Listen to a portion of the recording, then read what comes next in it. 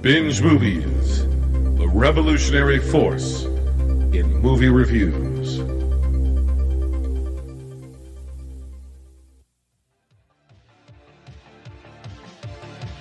The sizzle you hear isn't just the burning of your flesh. Beach Lords!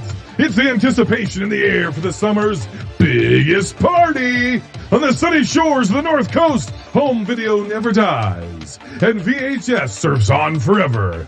If you're feeling feverish, don't blame sun poisoning. Just drag your blanket a little closer to the healing winds of Beach Brawl 2.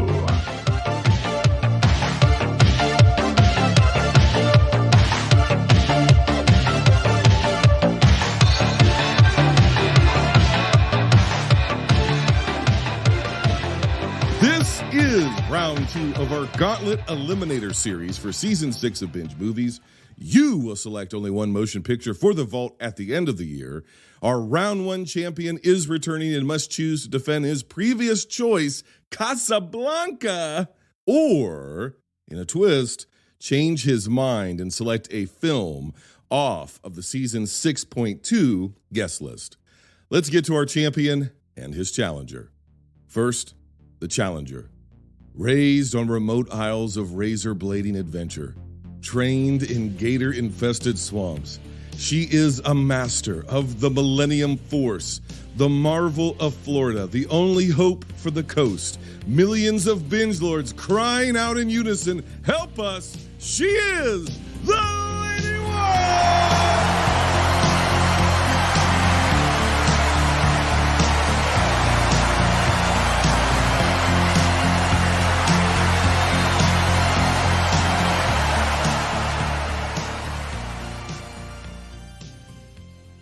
Now, the champion.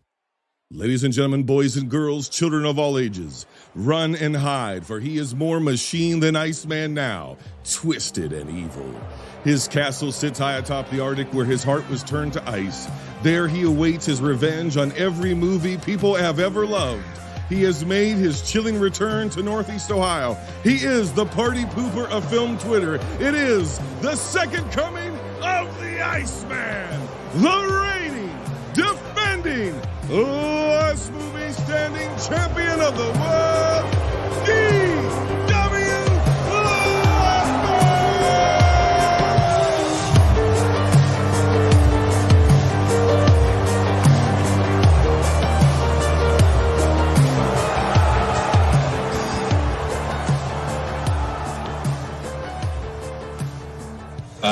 Hi.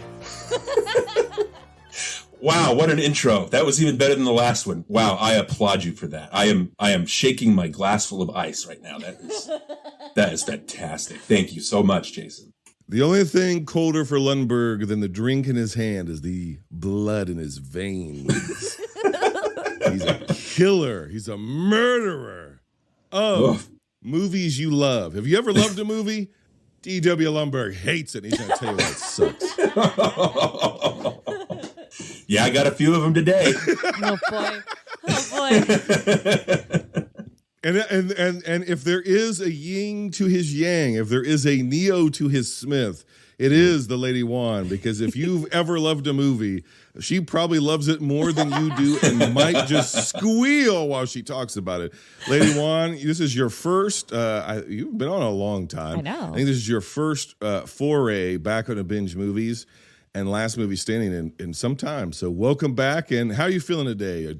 Are you going to be our only hope today to save us from this man of evil? Oh, I mean, God, I hope so. I've been training hard. I would say I have a Rocky montage, but that movie doesn't exist anymore. So no. Yeah, Rocky, what's that? I don't. Yeah, no one's ever heard of it. Yeah. Well, this is all about trying to get ourselves down to the movie most worthy of preservation for all time, even beyond the end times, in our no copyright infringement intended vault. Say that 10 times fast, Binge Lords. What is presently in the vault? The original Halloween, Terminator 2, Judgment Day, Aladdin, Jurassic Park, Parasite, Toy Story, Captain America, The Winter Soldier, Men in Black, Saving Private Ryan, Ghostbusters, and A Nightmare on Elm Street. and we are looking to make an addition here. D.W. Lundberg is the victim of the twist of the season.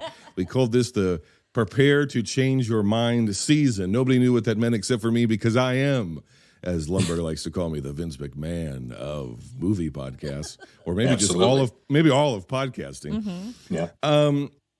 So I previewed it. I previewed it, folks. If you're not following us on Twitter, you're missing out, because I would say a quarter of the stories we tell happen exclusively on Twitter. So you need to follow us at Binge Movies. But I kept building it up. Hey, man, prepare to change your mind. Prepare to change your mind. And the twist was revealed that, normally whoever wins last movie standing, we do it 4 times a year. Their movie is then, goes right into the vault based on the votes of you, the people, exclusively on Twitter. And that didn't happen this time. Instead, Lundberg was forced to return from last movie standing, Fire and Ice, making his appearance again here for the second round of this Eliminator series, which is Beach 2. And he's here now for us in the summertime. But again, he has to carry over one of his films, Casablanca. That was the previous winner. He's going to have to decide: do I stick with Casablanca, or do I go off with another film off of the guest list, which would include Lindsay Washburn's choice of Predator, M from Verbal Diorama's choice of That Thing You Do, Sam from Movie Reviews and 20 Q's choice of The Muppet Movie, Dr. Woofula's choice of Upgrade, or Billy from We Watch the Thing's choice of The Shawshank Redemption. On the opposite side of the squared circle from him is the Lady-Wan, and she will be my champion. She will be my my avatar, so to speak. She will be the corporate champion, hopefully delivering a corporate elbow onto the heart of ice that is D.W. Lundberg. When she drops that elbow on him and his heart cracks into a million pieces, millions will suddenly rejoice. But she has to choose between The Predator, The Green Mile, The Muppet Movie, Split, or The Shawshank Redemption. Now, we like to do a little something here that we call First Cut.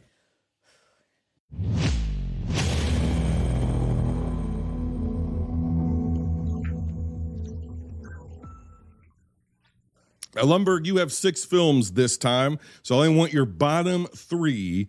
And then we'll go to Lady-Wan. We'll get your bottom 3. These are the first 3 films that just immediately are on this list that you're like, they may be good, but they're not great, and they're certainly not all-timers, so we're getting rid of them. Or maybe you think they're the absolute drizzling shits. Either way, let us know. Be quick, be pithy, be funny. Entertain the people, goddammit. Tell us, Lundberg, what are you getting rid of first? What's First Cut for you? Wow, no pressure there. First, but let me just, I don't think I was forced to show up. I done it my choice. But again, the twist did hurt. It hurt really bad because of all the stress that on my last movie standing. And then as soon as you announced I was going to do the second one, I was like, oh no. So not as stressful this time, but yeah, anyway, so still a lot of stress, especially with my competitor here. So my 3, the first one that's going to have to go is Upgrade. Dr. Woofula is going to kill me. Why so? Why get rid of Upgrade? What doesn't work? It's good. I mean, like you said, it's fine. Like everything's fine. I like the camera work. I like the action. I like the gore effects, like the body horror type. I love all that. If you're going to put like maybe a James Wan movie in there, I don't know if I would put that one. Yeah. It is Wan. It's not Lei-Wan, right? I keep mixing those guys up even though. No, it's Lei-Wan, but that's okay. Okay. Oh, it is okay. That's what I meant. If it's Lei-Wan, like I would choose probably The Invisible Man. That's that would be my choice for his best movie. So Upgrade is fine. It is a better version of Venom. Like a lot of people. Yes, it is. But I just don't know if it's like inductment worthy. So that one's got to go. Yeah. The next one is That Thing You Do. Thank you.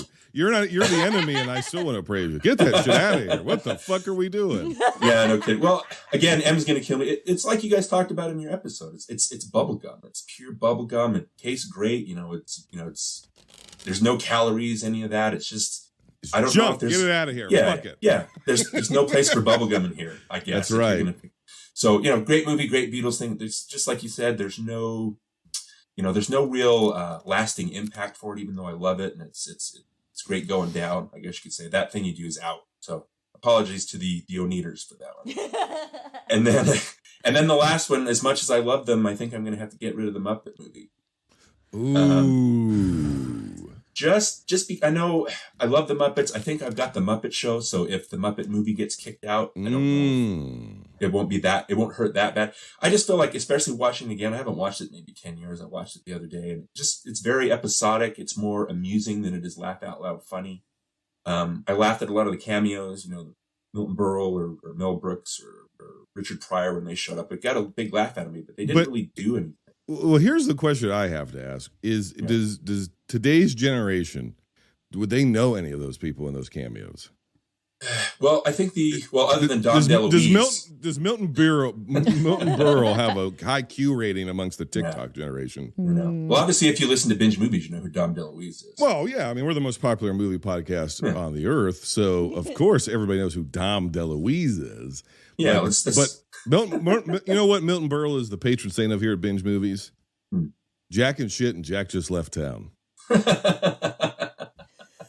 So that's not really a high bar, I guess. I mean, I think if Pat were still with us, he would tell you he would make a yearly pilgrimage to piss on the grave of Milton Berle. I don't know why, but he hated the guy. So yeah, I think the only cameo that really works is Steve Martin because he's still kind of around, but also Steve Martin has maybe the only cameo that's more than just, here, I'm a celebrity, I'm going to say one line that's funny and then I'm out. He actually has like a character and an arc of all things. Is that asshole waiter or whatever? Yeah. And Steve Martin's looked 80 for 50 years. No kidding. It's like, he looks pretty much the same. Yeah. So yeah, absolutely. So again, all apologies to Kermit and Miss Piggy. The Muppet movie's got to go. Ah, fuck them. Lady-Wan. How about you? What is your first cut? What are you getting rid of straight off the top? Now, here's the one thing I'll say. Both these lists are pretty strong. This is one of the stronger seasons we've had. There's like sometimes a movie gets through and you're like, why the fuck is that on here? And it's not really the case this time. They all, they're not necessarily all preservation worthy, but they're all pretty good movies. There's nothing on here that's like an outlier, and there's no double dragon. Yeah, there's no double dragon this time around. Oh, my living. So, and Lady-Wan, I feel like I delivered you as strong of a list as I possibly could. Yeah. So, what are you going to do today to break my heart, my champion? Well, I'm going to start off by not breaking your heart. I'm going to cut The Green Mile. You were conflicted in putting this on your list, so I'm here to solve that conflict. It's got to go. I took the less generous take on this film, as you and Em talked about, and I think it would be a travesty to allow the magical Negro trope into the vault. It's gone. Well, it's like a white savior movie where the white guy doesn't save anybody. Yeah. It's goodbye.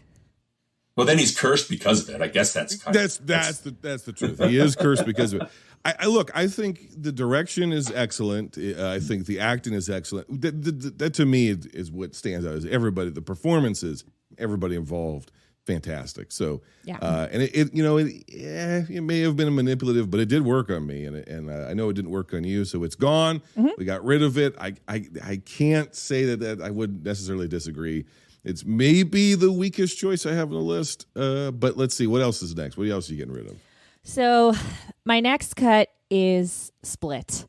James McAvoy is stellar in this. He is terrifying. And I love the idea of examining the superhuman abilities of the neurodivergent, but it left me wanting more. And knowing that we get a sequel, and it's a disappointment. It does very little to expand on Kevin's story and literally nothing for Casey's story, which begged for more. So, doesn't she fall in love with him? I've erased that movie from my mind, but I don't know if it's love per se, but they end up sort of being. She ends up at least having some kind of sympathy for him. Yeah, it's she gets nothing to do. It's got to go. There goes Split. Yeah, it's an unfortunate thing where it is maybe one of his strongest, if not his strongest, showing as a director since late 90s, early 2000s. Absolutely. And as a standalone movie, it holds up. But then there's this, maybe honest to God, maybe one of the most clever twist / backdoor sequels ever. And if you had the good fortune of seeing it before the twist was revealed, in theaters, it blew people's minds, myself included. It was like, holy shit, what is this? Right? You didn't think at that point, we didn't like this looked like a good movie, but you didn't think he had that in him anymore. Yeah. And then the movies were so straightforward. You're like, oh, thank God, here's one where there's going to be no twist. And then suddenly there is. And I think it's maybe the best quote unquote superhero after credit or mid credit scene in history, because you don't think they're going to do it. And then he does it and he's like, I'll do it. And you're like, holy shit. And you're like, oh my God, this is what and then you know what the follow-up is. And of course, there's rumored innuendo. It's hampered by certain health conditions of actors involved and this, that, whatever. So maybe it wasn't exactly the vision he wanted to execute, but it does feel like it kind of ends up. This movie does leave you wanting more in a good way. It leaves you wanting like, okay, what's next? We've expanded this universe. Unbreakable is a good film. I think this is a great film. And then unfortunately, the third one it almost kind of kills the whole thing. So I can't. It shits the bed. It does, and it's even an intriguing premise for the third film. And it does, but it's just not executed well. So unfortunately, it does kind of bring this one down a notch. So it is unfortunate. It is unfortunate. Yeah. Okay, what is your last elimination here? All right, this was really, really difficult. I've been struggling for a while. I would imagine so. I have to cut Predator. Yeah. It's tough, but yeah. Well, especially if you've got like Die Hard out there, that's a better John McTiernan movie than Predator is. You know what I mean? If we're going to preserve something, I'd rather preserve that one. Yeah. Well, I mean, to cut in this list, The Green Mile was easy, and then after that, I struggled. But Predator, I got to cut it from my list. Well, the argument you could always make is when you get down to your last four, Lady-Wan, the legacy, because Split is such a relatively new film, we don't know what the legacy is going. In another 10 years, maybe nobody gives a shit that Glass sucked, and they're like, "This movie's really great." Yeah. And we all, we don't know what the opinion's going to be. Yeah. We know essentially Predator is codified, Shawshank Redemption is codified, the Muppet movie is codified. So when you get down to that last three, it's like, which of these all-time beloved films do I just get rid of? Yeah, it was a challenge. That's tough stuff. Yeah. Tough stuff, as Lady-Wan likes to say on all of her podcasts. All the time. Well, why? What finally made you decide to cut that one? I'm in agreement. It's fine, but it just, when it comes down to who can I save, it just didn't make it. Didn't quite make it.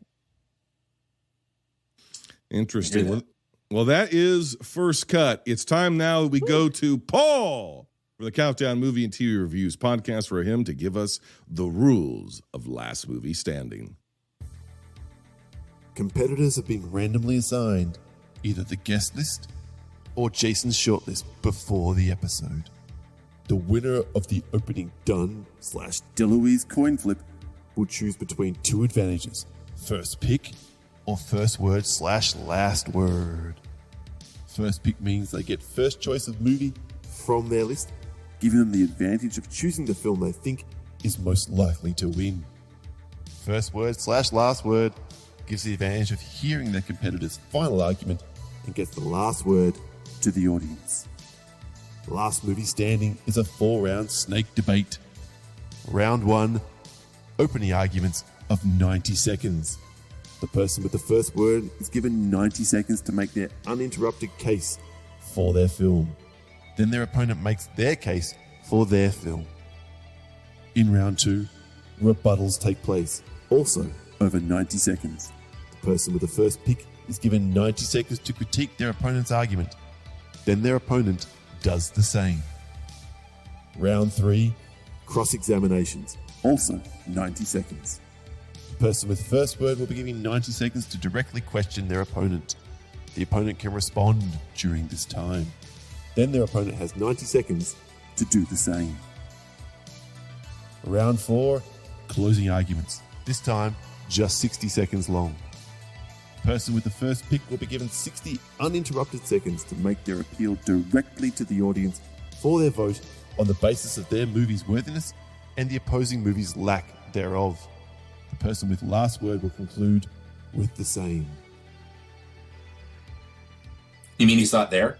No, I used to keep him in a little closet I made for him, and then a bunch of Australian humanitarian workers were like, and in lieu of an international incident, I let him go. Yeah. I used to, how they used to, well, I don't want to call him the Gimp of Binge Movies. But well, you don't want Australia on your ass. You really don't. Yeah. No. Paul may want Australia up his ass, but I don't. Oh, no. I don't want him on mine. Oh, my God.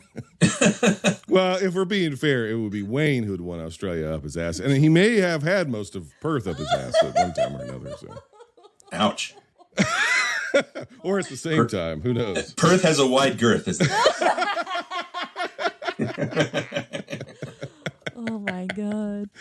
That poor guy. He's created a bit for himself. It's now inescapable as the ass man over there.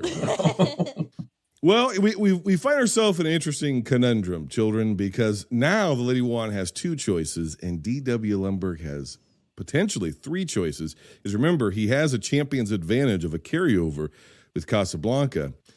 And normally we would do our Dumb and DeLuise coin flip, but of course, as the Vince McMahon of podcast, I have another twist for you. You may have heard throughout the course of this, or maybe not, depending on how well my editing skills are, the sound of a shuffle. It's a shuffle of cards. We're going to do something we like to call sabotage. Oh, shit. Rather than doing the coin flip, I am going to pull two cards, a little high-low action for you, a little Akira Kurosawa action for you. And the highest card will get the choice of eliminating one of their competitors' picks. Oh. Leaving them with only one film. Now, you do not have to use that sabotage. You can choose first pick or first word, last word. So essentially now there are three advantages on the table for you to use. So you want to be strategic about this. So, Lady-Wan, since you are... Is it too soon to bring in another lawyer? Lady-Wan, since you are our guest, you are going to get the first card. I'm going to shuffle. Okay. I'm actually going to ask you, I've just shuffled repeatedly, but I will ask you, do you want me to cut the deck? No. No. Okay. So then we're going from the top of the deck as it is. Okay. I have now pulled your card, Lady-Wan. Lundberg, I'm now pulling your card. Okay. We will reveal Lundberg's card first. D.W. Lundberg has the King of Diamonds. Oh. Which means the Lady-Wan needs either an ace or a joker, because jokers are wild. And the Lady-Wan has a 7 of diamonds. Lundberg, you have 3 advantages to choose from. Oh. You can either choose our classic first word, last word, where you get to make your argument first, and then you get to make the last word to our binge lords listening at home. Or you can do a little thing we like to call first pick, where you get the movie of your choice and essentially can go from there, which might handicap your opponent. Or you could literally handicap your opponent with a new little twist we're calling sabotage, where you can take one of her last 2 picks and just knock it off the table. How cold is the Iceman going to be? What are you going to do, Lundberg? Oh, God. Well, if it wasn't for that laugh, I think I would probably go a lot colder. And again, I think last time, like I said something about, I keep doing these asides. Last time I said I was like doing waging a one-man war against Ohio. Yes. Now I'm waging a one-man war against the 2 best laughs in the podcast business. Thank you. Yes. So I will never not be intimidated showing up on this podcast. That's all I'm saying.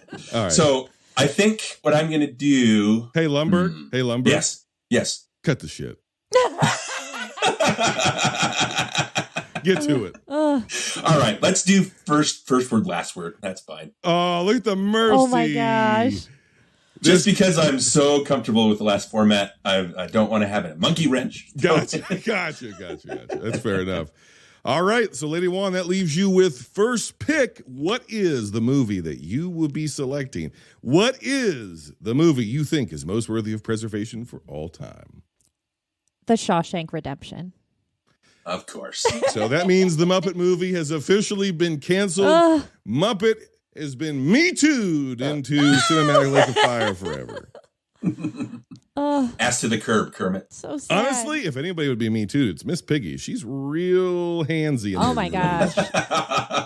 It's like, holy shit. Leave that frog alone, lady.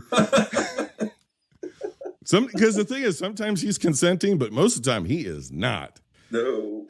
Yeah, apparently felt frogs don't have body autonomy. No. All right, so that means first word, last word. Lundberg, you are up first. You get opening argument number 1. This is round 1. In this round, you get 2 minutes to make your opening argument. Are you ready, sir?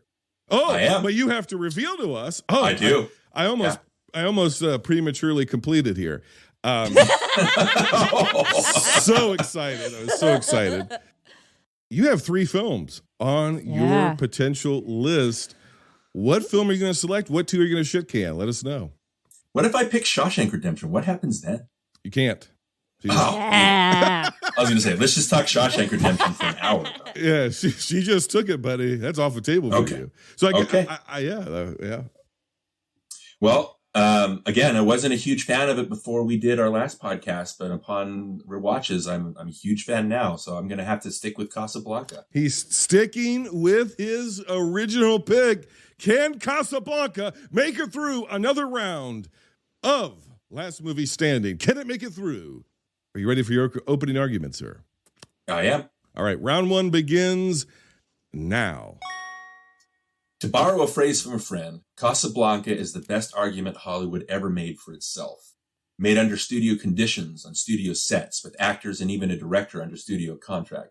Casablanca is, first and foremost, a product as impeccably crafted as anything from its era. Yet, recent rewatches have shown me, and also recent episodes of this podcast, as it's shown many people over the decades, that the movie is about so much more than the romance at the center of its marketing. Humphrey Bogart and Ingrid Bergman may be the faces you see on every poster and Blu-ray cover, but they're supported by the likes of Claude Rains, Sidney Greenstreet, Conrad Veidt, and Peter Lorre, A-plus character actors who infuse their dialogue with personality and life. The visuals may not seem particularly stand-outish on first glance, but look again and you'll see how subtle lighting choices reflect the characters' inner natures. Rick in conflicted half-shadow, Ilsa in a gauzy ethereal glow, Victor in unflinching bright light. A staple of prolific director Michael Curtiz, who believed that the style of a film should never get in the way of the story being told.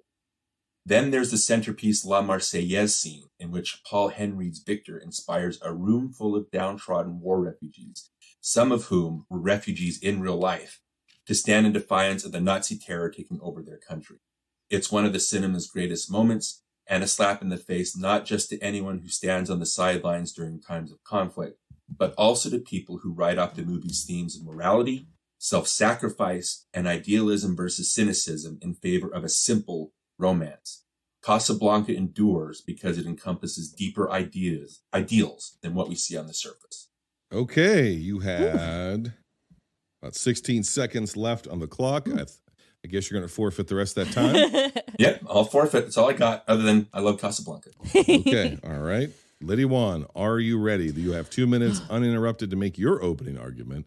Remember, you're making an opening argument in favor of your film, not necessarily rebuttal of Lundberg's. That comes in the next round. Man, I thought I only had 90 seconds. Are you ready? Oh, God. I prepared for 90 2 seconds. Read slow. Well, okay. Here we go. You don't have to take the whole time. Okay. So, yeah. Are you ready?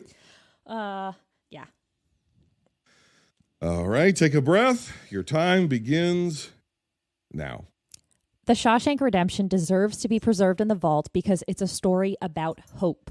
It's about overcoming cruel authority. It's about friendship.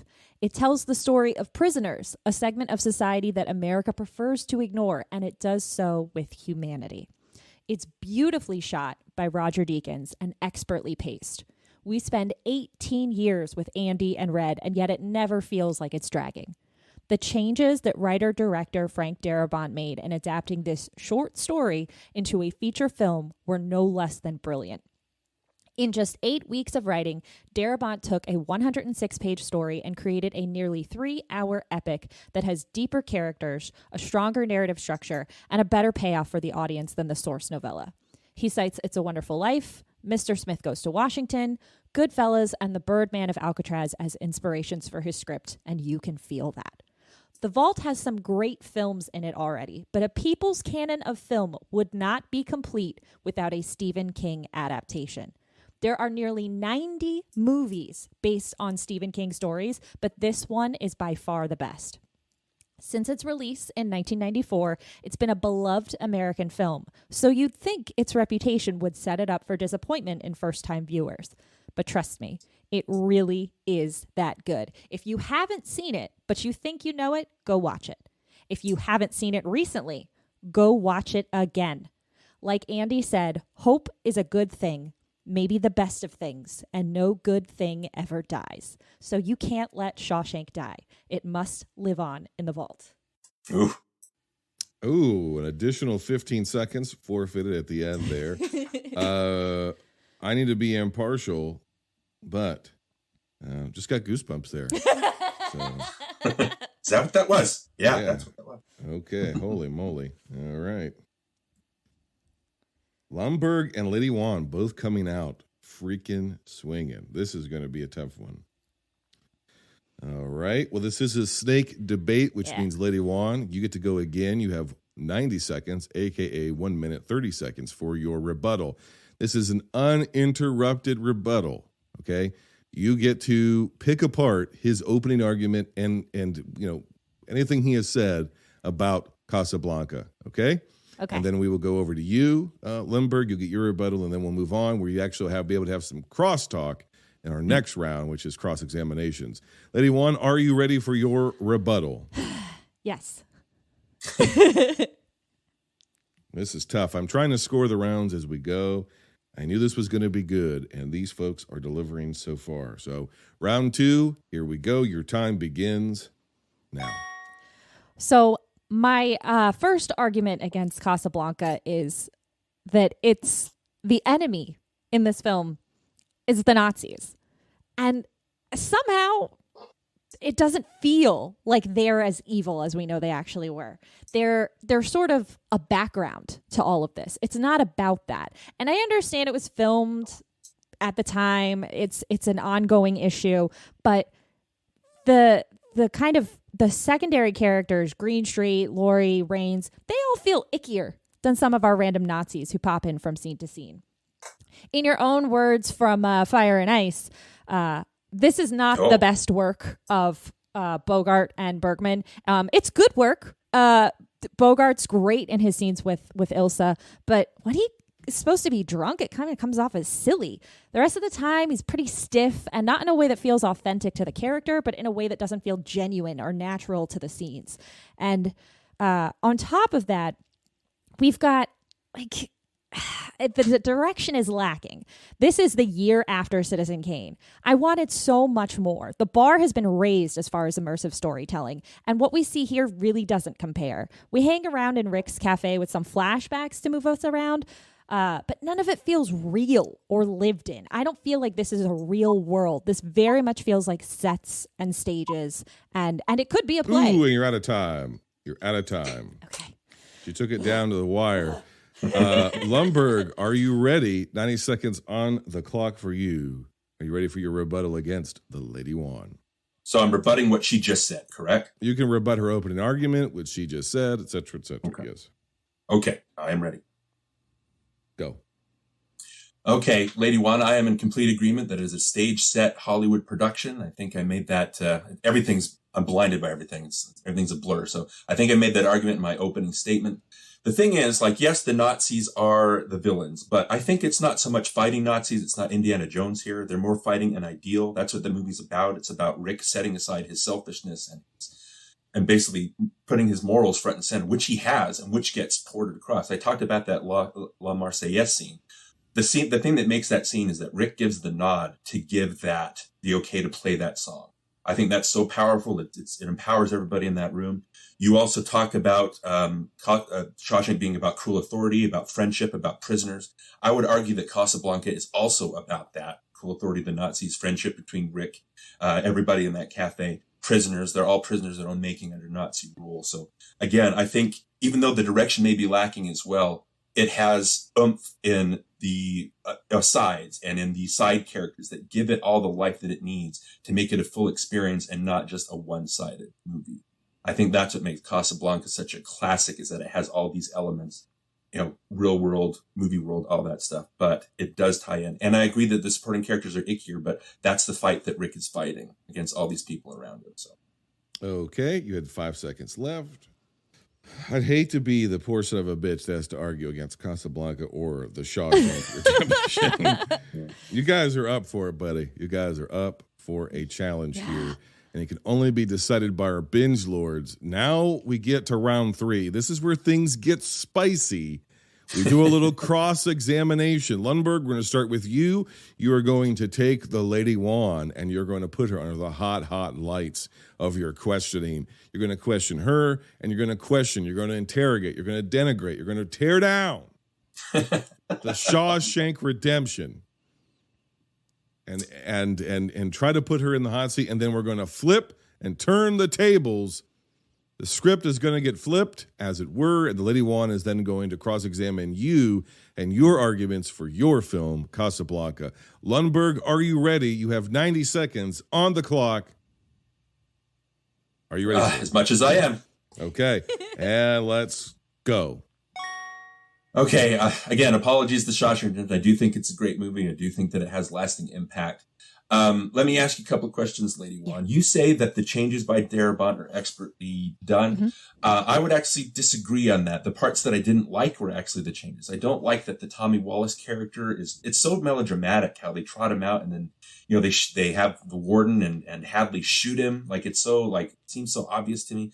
I think, as far as the pacing goes, I don't know, well, what do you think about that? What do you think about the melodramaticness of the changes? I gasped when he shot him. It completely caught me off guard. I thought there was no way it would go that far. It blew me away. And I feel like while I was watching it, I was like, I can't believe that they put this entire story into a movie and never made it feel like, oh, come on, get on with it. And it wasn't until after I saw it that I found, did my research and knew it was based on a short story. And I was like, the hell?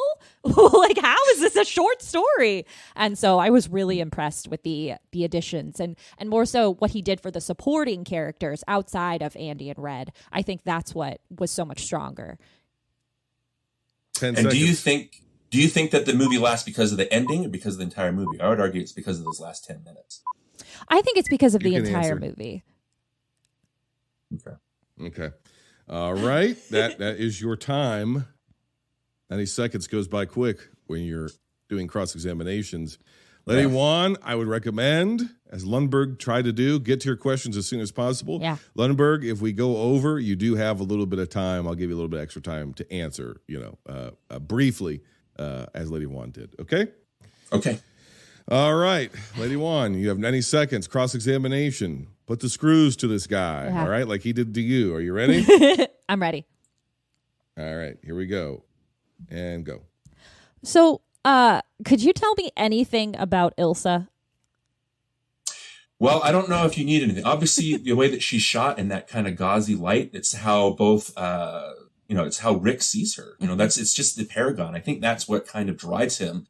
I don't think you need more than that. She's kind of, it's him and the fight, that they're having there between, I forget I'm blanking on the other guy's name. Anyway, the rival, how they're kind of, at odds with each other. I think it's about Ilsa, but it's about that just how beautiful she is and kind of the representation of what an actual woman is, back in the 40s. I think that's kind of what they're fighting over. Victor, that's the guy's name. Sorry about that. Do you think this is the best way to tell this story, or do you think it could have been more interesting to learn about Ilsa and her struggle between these two men in her life and how she makes her decisions? Well, you could do a remake of it, I guess. You could have a little bit more of backstory there, but again, I think it's more Rick's story. It's about his self-sacrifice. She's really a pawn, in kind of their game that they play. I know that sucks, especially today. They could have added that layer, but as far as the point of the movie, being just about what Rick is going up against and what he has to set aside, I think that's the point of the movie. So I don't know if any extra 10 seconds added layers would help. And how do you feel about the staging of Rick's Cafe?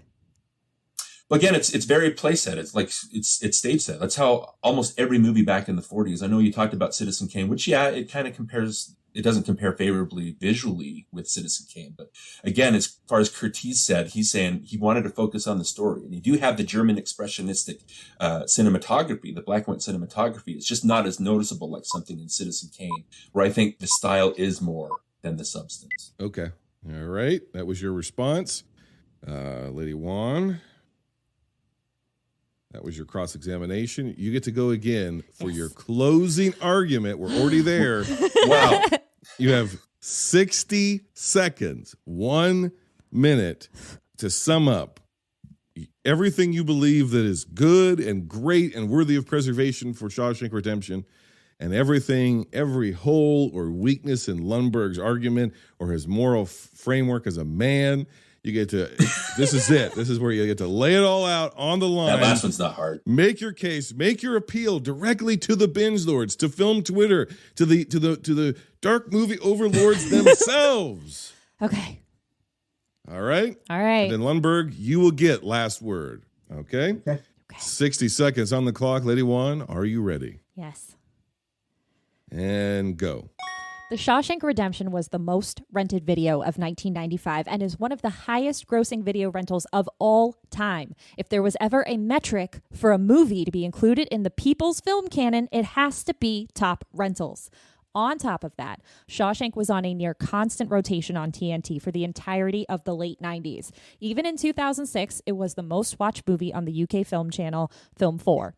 In 2013, it aired on 15 different U.S. cable networks and was the most watched movie on the predominantly female-watched OWN channel, despite basically not having any women in the movie. It was nominated for 7 Academy Awards, the most of any King adaptation: Best Picture, Best Actor, Best Adapted Screenplay, Best Cinematography, Best Film Editing, Best Sound, Best Original Score. It is in the Library of Congress's National Film Registry. And without this movie, we don't have Morgan Freeman's soothing voiceover. Without the Shawshank Redemption, there could be no $1 Million Baby, and there would be no March of the Penguins. Do the right thing and save this movie. All right, you are out of time. No March of the Penguins. I cannot think of a better defense. All right, Lundberg, 60 seconds on the clock. This is where you can get into the moral failings of the Lady-Wan. Where has she fallen short of the glory of God in her life? Are you ready? I am. Go.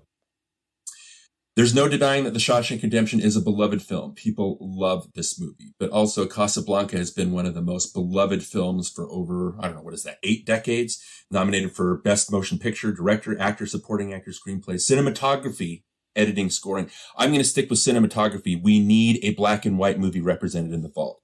But as maybe kind of a final toss in here, I'm going to quote somebody else. Somebody else wanted to give testimony.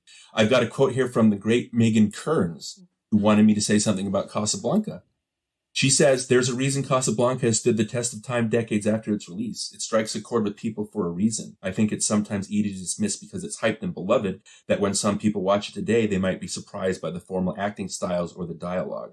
But that was the style in the golden age of Hollywood.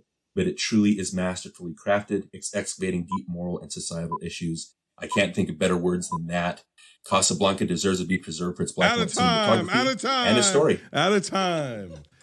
Well, here we go. Here's what's interesting, binge lords. Do we consider it a cheat for Lundberg to do a hot tag to someone who was not in the match? In the world of professional wrestling, We call that a run-in. Megan Kearns just did a run-in on a last movie standing. She wasn't supposed to be in the match. So, now, but here's the twist. She is an actual published film critic and member of the Boston Film Critics Association. So, is he citing Megan Kearns, the public film critic? Or is he citing Megan Kearns, the former last movie standing champion? And this is where it all comes down to you, folks. This is where you have the power. You've been here for First Cut. You've been here for last movie standing. You've been here for coin flips and card tricks and first picks and last words. But you get Final Cut exclusively on Twitter. This episode's coming out on Tuesday. The following Wednesday, the poll will go up on our Twitter feed at Binge Movies. And if I know Lundberg, he's going to be spamming the shit out of that link. And if I know the Lady-Wan, it's just going to depend what she's got going on in her real life. But you get to say. Lady-Wan doesn't get to say. Lundberg doesn't get to say. Jason doesn't get to say. The suits in Hollywood, they don't get to say. You get to say. This is the people's canon. This is the vault as determined by you, the people. Will it be Casablanca or will it be the Shawshank Redemption? Who made the better arguments? Who made the stronger arguments? Who was the better competitor here today? You get to decide which movie is most worthy of preservation for all time, even beyond the end times.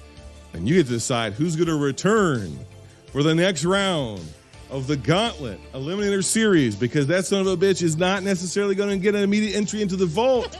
The film that wins this episode has to go on. Will Lundberg be back for a third time? Or will the Lady-Wan have a repeat? What is going to happen here? Can Casablanca see it through? Or will the Shawshank Redemption overcome? Only you get to decide. Woo! There is drama in the air. This will be decided before the summer is over, folks. So it's just now starting to get spicy, like 7 inches from the midday sun. Somebody get Carlos Santana. Woo!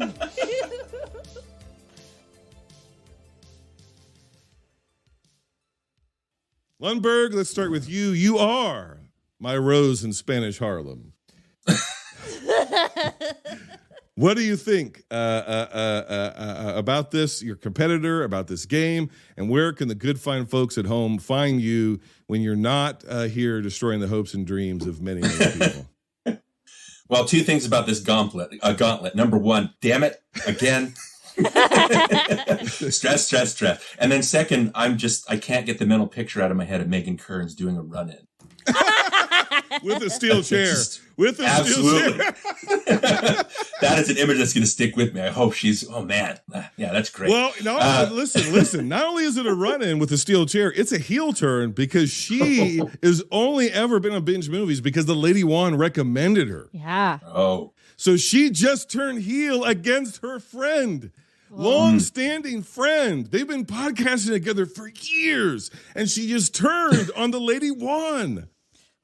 What the hell is going on in Binge Movies? This hurts. Wow, she had nothing but good things to say about Lady-Wan, too, and I've been talking with her. She had nothing but good things to say, but she still tried to fuck her over. Yeah. Look at this shit. All right, Lady-Wan, how do you feel about one of your best friends in podcasting turning heel on you and fucking you over and trying to steal what some would argue you created? Yeah. You were a forerunner of this format. You are the first champion of this style of last movie standing. You knocked Paul from I was going to say Canada, but Australia is the same thing. Paul from Australia's dick in the fucking dirt. You left him for dead in the outback. Yeah. Nobody's seen that son of a bitch since. And now here you are, your best friend in podcasting, Megan Kearns. Just, come on. Yeah. What happened to sisters? What happened to sisters doing it for themselves? Jesus.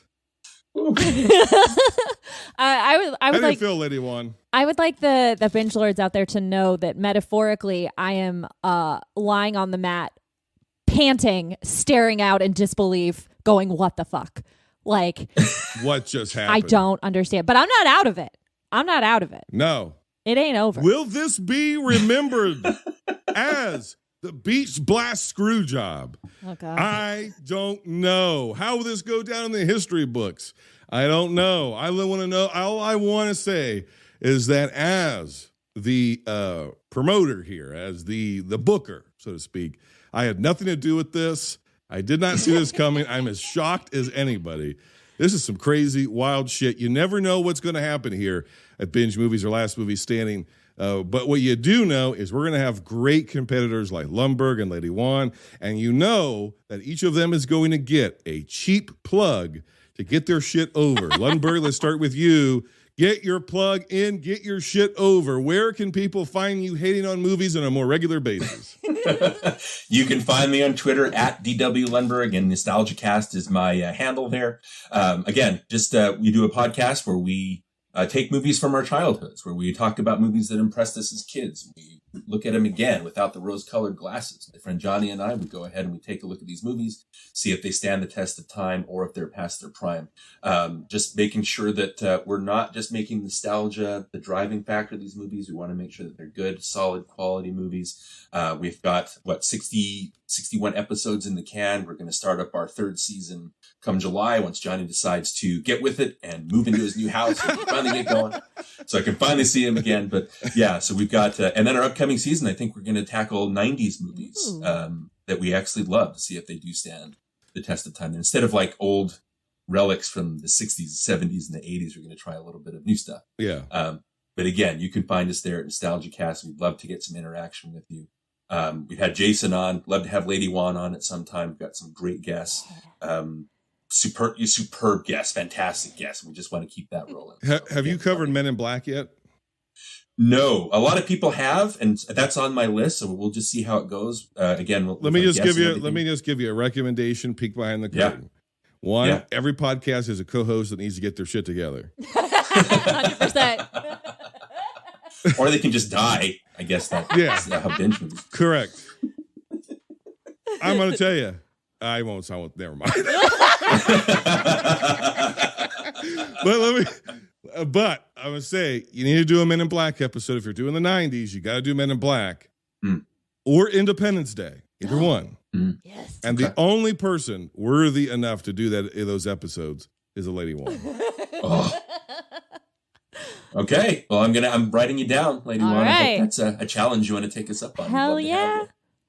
All right. Perfect. She can take you behind the scenes. If you've ever wanted to know how Universal Studios operated in 1997, she can get you there. She'll tell you. Or Twister. Okay. Those are the three films, Independence Day, Men in Black, or Twister. You have to have her on. She's already done a couple of those. You're going to get the choice. She's done a couple of those for us, and I think she's got... She had more to say. We talked about at least two of those movies for 5 hours, so she's got more to say. Yeah. Lady-Wan, where can we find you? What are you up to? You're just, the hope and light and joy of film Twitter because you're barely on there, and when you are, you tend not to complain too much, unless it's about airlines. Oh yeah. So I got a lot of airline enemies. Let's just say that. Airlines, hockey, and college football. That's when the grump comes out. But otherwise, your array of joy and sunshine. Where can we find you? What do you got going on? Well, you can find me on Twitter with airline complaints and daily framed brags at the Lady-Wan. You can find me there. My show is Screen Run. We have 2 seasons out right now. The first season is every Kevin Smith movie. The second season is all of the Alien movies. And while we're on this topic of Alien, I'm so glad that we got rid of Predator because I feel like it would have been wrong to put Predator in the vault when it is responsible for 2 anti-vault movies. Without Predator, without Predator, there's no The Predator. There's no AVPR, and like that fuck. I mean, so I'm glad we got rid of it. I'm sorry. I know people love it. And without Predator, there's no weaponized autism. Shane Black came back to a franchise after 40 years. It was like, what about autism? Yeah. Yeah. What if the plot is autism? Yeah. And they were like, yeah, here's $100 million on Olivia Munn. Don't Shane forget, Black. we also have to make fun of Tourette's. That too. Oh, yes, Yeah. yes, that's right. Yeah. Yes, that's right. Yeah, don't worry about it. So, jeez. yeah. Glad Predator is gone. Well, that movie's in the anti-vault. Predator's gone. Yep. Yeah. You make a good point there. Yeah. Let's make this the last time we ever speak or hear that. Those two movies. Yes, I would agree. They never happened. They've been eliminated. And thanks to our binge lords over on Patreon, patreon.com/binge movies, they have been quarantined from the rest of film. Our most recent entry into the anti-vote is actually from this season. Our patrons decided to vote Bonfire of the Vanities into the anti-vault. So now thank you. Tom Hanks has an entry in the anti-vault. Wow. Those are movies so bad we can't just wait for the natural course of time to send them to hell. Yeah. We have got to put them into a specialized plague-like quarantine condition. We stick it into a biometrically sealed vault in the deepest, darkest core of the earth where nobody can ever get to them. So now Tom Hanks has his name forever beside Alien versus Predator Requiem and Tiptoes and The Suckling. The Suckling. Yeah. So well, I don't know I think Hanks is okay with that. He did log Joe versus the Volcano in 1990 as well. So I would be happy with that. That's a good trade-off. I think so. Yeah. Joe versus the Volcano didn't make it through, unfortunately, but it is an underseen movie, I think. So I'd say give it a watch before it disappears forever off your shelf. Yeah. Okay. Well, it's always been fun. If you want to find us, you need to vote. You need to go to Twitter @Binge Movies. If you're listening to this in real time, it'll be up on Wednesday, the day after this episode drops. Get on there. It'll be up there for about a week or so. So you have a little bit of time, but vote, because that is what's going to decide what film makes it to the next round and which competitor you want to see come back. So will it be D.W. Lundberg trying to go for a three-peat, which is very tough, just ask the Lady-Wan, or will it be the Lady-Wan making it to the next round and getting herself one step closer to being a two-time Last Movie Standing world champion?